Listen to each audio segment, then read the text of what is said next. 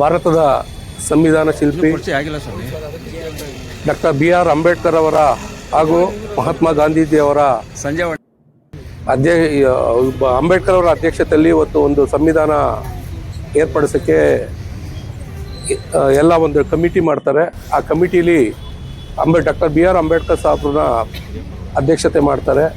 ಈಗ ಏನಂದರೆ ಮುಖ್ಯ ಉದ್ದೇಶ ನಮ್ಮ ಭಾರತದ ಬೇರೆ ಬೇರೆ ವಿವಿಧ ದೇಶಗಳಲ್ಲಿ ಏನು ಕಾನೂನುಗಳಿದೆ, ನಮ್ಮ ಭಾರತದಲ್ಲಿ ಯಾವ ಥರ ಅದು ಜಾರಿ ಮಾಡಬೇಕು, ನಾವು ಏನು ಸಂವಿಧಾನದ ಅಡಿಯಲ್ಲಿ ಅದರ ನಿಯಮಗಳಿಗೆ ಅನ್ವಯಿಸಿ ನಾವು ಇವತ್ತು ಕರ್ತವ್ಯ ನಿರ್ವಹಿಸ್ತಾಗಿದೆ. ಇವತ್ತು ನಾವು ಸಂವಿಧಾನ ಮಾಡಿ ಸುಮಾರು 77 ವರ್ಷಗಳು ಕಳೆದಿದೆ. ಇವತ್ತು ನಾವು ಸರ್ಕಾರದ ನಿರ್ದೇಶನದಂತೆ ನಾವು ನಗರಸಭೆಯಲ್ಲಿ ಇವತ್ತು ಧ್ವಜಾರೋಹಣ ಮಾಡಿದ್ದೀವಿ.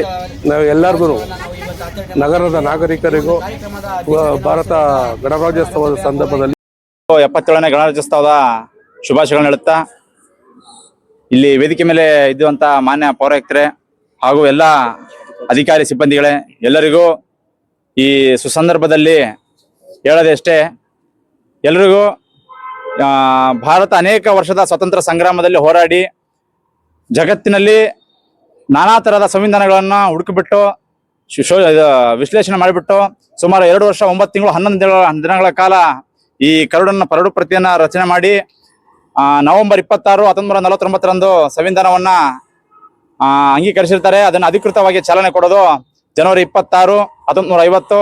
ಈ ದಿನ ಆಯ್ಕೆ ಮಾಡೋಕ್ಕೆ ಕಾರಣ ಇಷ್ಟೇ. ಸ್ವತಂತ್ರ ಸಂಗ್ರಾಮದಲ್ಲಿ 1930ರಲ್ಲಿ ಲಾಹೋರಲ್ಲಿ ಜವಾಹರ್ಲಾಲ್ ನೆಹರು ಅವರ ನೇತೃತ್ವದಲ್ಲಿ ಅಂದಿನ ಭಾರತೀಯ ರಾಷ್ಟ್ರೀಯ ಕಾಂಗ್ರೆಸ್ನ ಅಧ್ಯಕ್ಷತೆಯನ್ನು ವಹಿಸಿಬಿಟ್ಟು ಅಖಂಡ ಭಾರತವನ್ನ ಸ್ವತಂತ್ರ ಮತ್ತು ಸಮೃದ್ಧ ಮಾಡಬೇಕಂತ ಪಣ ತೊಡ್ತಾರೆ. ಆ ದಿನದ ಸವಿನೆನಪಿಗಾಗಿ ಆ ದಿನವನ್ನ ಆಯ್ಕೆ ಮಾಡಿಕೊಂಡು ಜನವರಿ 26, 1950ರಂದು ನಮ್ಮ ಭಾರತೀಯ ಸಂವಿಧಾನವನ್ನು ನಮಗೆ ನಾವೇ ಅರ್ಪಣೆ ಮಾಡ್ಕೊಳ್ತೇವೆ. ಇಲ್ಲಿ ನಮ್ಮ ಸಂವಿಧಾನದ ಬಹಳಷ್ಟು ವಿಷಯಗಳನ್ನ ಇದರಲ್ಲಿದ್ದೇವೆ. ಪ್ರಮುಖವಾಗಿ ಏನಂದ್ರೆ, ಮುಂದುವರಿದ ದೇಶಗಳಂತ ಕರೆಸ್ಕೊಳ್ಳುವಂತ ಅಮೆರಿಕ, ನ್ಯೂಜಿಲ್ಯಾಂಡ್, ಸ್ವಿಟ್ಜರ್ಲ್ಯಾಂಡ್, ಇವು ಇಂಗ್ಲೆಂಡ್ ರಾಷ್ಟ್ರಗಳು ಯಾವಾಗ ತಮ್ಮ ದೇಶವನ್ನು ಸ್ವತಂತ್ರವನ್ನ ಕಂಡುಕೊಳ್ತವೆ, ಆ ದಿನ ಪ್ರತಿಯೊಬ್ಬರಿಗೂ ರೈಟ್ ಟು ವೋಟ್ ಫ್ರಾಂಚೈಸ್ ಅನ್ನು ಕೊಟ್ಟಿರೋದಿಲ್ಲ. ಭಾರತ ಮಾತ್ರ ಏಕೈಕ ದೇಶ ತಾನು ಯಾವಾಗ ಸಂವಿಧಾನವನ್ನು ಅಂಗೀಕರಿಸಿಕೊಳ್ಳುತ್ತೆ ಅವತ್ತ ಪ್ರತಿಯೊಬ್ಬರಿಗೂ ಮೇಲ್ ಫಿಮೇಲ್ ಅನ್ನುವಂಥ ಇನ್ಇಕ್ವಾಲಿಟಿಯನ್ನ ಹೊಡೆದಾಕದೆ ಇರದೆ ಪ್ರತಿಯೊಬ್ಬರಿಗೂ ವೋಟ್ ಮಾಡುವಂತ ಅಧಿಕಾರ ಕೊಡುತ್ತೆ.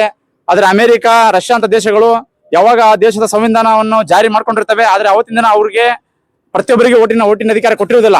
ಯಾರು ರಿಚ್ ಪೀಪಲ್ಸ್ ಇರ್ತಾರೆ, ಅರಿಸ್ಟೋಕ್ರಾಟ್ಸ್ ಇರ್ತಾರೆ, ಯಾರು ರಾಜಮನೆತನಕ್ಕೆ ಅಭಾರಿಯಾಗಿರ್ತಾರೆ, ಅವ್ರಿಗೆ ಮಾತ್ರ ವೋಟ್ ರೈಟ್ ಅನ್ನು ಕೊಟ್ಟಿರ್ತಾರೆ. ನಮ್ಮ ಸಂವಿಧಾನದಲ್ಲಿ ಬಹುಮುಖ್ಯ ಎಲ್ಲರಿಗೂ ವೋಟ್ ಹಾಕುವಂತ ಹಕ್ಕಿದೆ. ಪ್ರಜಾಪ್ರಭುತ್ವವನ್ನು ಎತ್ತಿಡಿಬೇಕಂದ್ರೆ ಪ್ರತಿಯೊಬ್ಬರ ಪಾಲ್ಗೊಳ್ಳುವಿಕೆ, ಪ್ರತಿಯೊಬ್ಬರ ಸಮಾನತೆ ಇದು ಬಹಳ ಮುಖ್ಯ ಅಂತ ಹೇಳ್ಬಿಟ್ಟು ನನ್ನ ಮಾತು ಮುಗಿಸ್ತೇನೆ. ಜೈ ಹಿಂದ್, ಜೈ ಭಾರತ್.